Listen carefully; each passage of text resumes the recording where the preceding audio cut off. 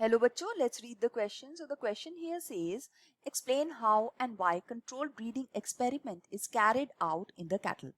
तो यहाँ पे हम जो इस क्वेश्चन के अंदर की कॉन्सेप्ट की बात करेंगे वो है एनिमल ब्रीडिंग। एनिमल ब्रीडिंग बहुत सारे तरीकों से की जा सकती है, जिनमें से एक तरीका है कंट्रोल्ड ब्रीडिंग। कंट्रोल्ड ब्रीडिंग का मतलब है कि ये ह्यूमन सुपरविजन के अंदर हो रही है। सो हम लोग इसको असिस्ट कर रहे हैं। सो ये ह्यूमन सुपरविजन के अंदर हो रही है। इसके दो एग्जाम्पल्स हैं।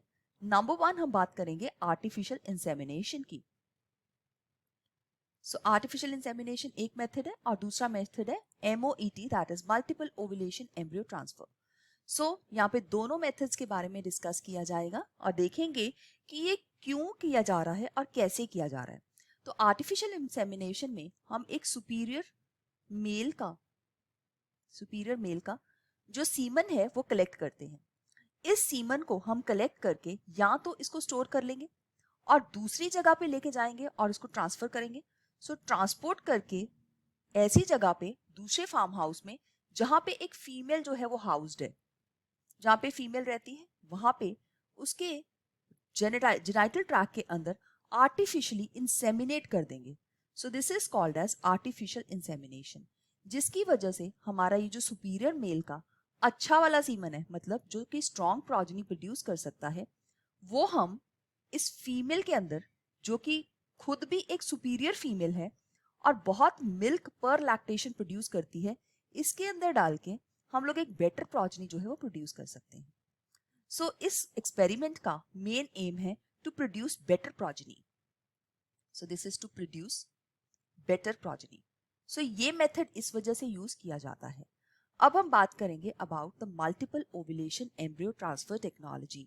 यहाँ पे एक FSH लाइक हार्मोन एक सुपीरियर काउ के अंदर हम देंगे।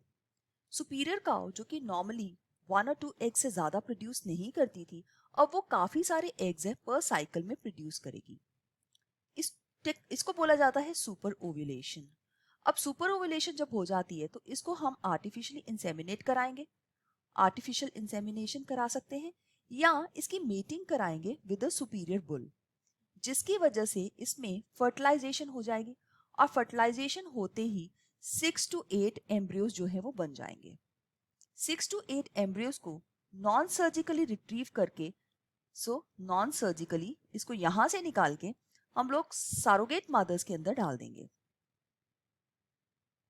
And put it into the surrogate mothers. So इससे हम देख सकते हैं कि जो बेटर प्रोजेनी है, क्योंकि जो हमने सीमन लिया है आर्टिफिशियल इंसेमिनेशन के लिए, ये भी सुपीरियर मेल का है और जो जेनेटिक मदर है वो भी एक सुपीरियर काउ है।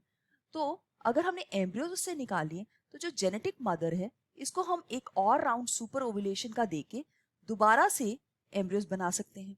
तो एक ही टाइम के ऊपर एक हर्ड के अंदर हम सभी काउस को जो है यूज कर सकते हैं ताकि वो बेबीज प्रोड्यूस कर सके। तो इसलिए ये इंक्रीज करेगा to increase the herd size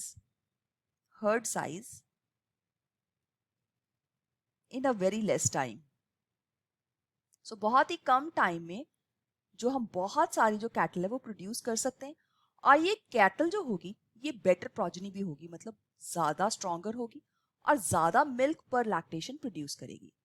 so हम देखते हैं कि कंट्रोल ब्रीडिंग एक्सपेरिमेंट्स हमेशा ही बेटर स्ट्रॉन्गर प्रोजेनी के लिए यूज किया जाता है। So I hope you have understood it well. All the best. Thank you.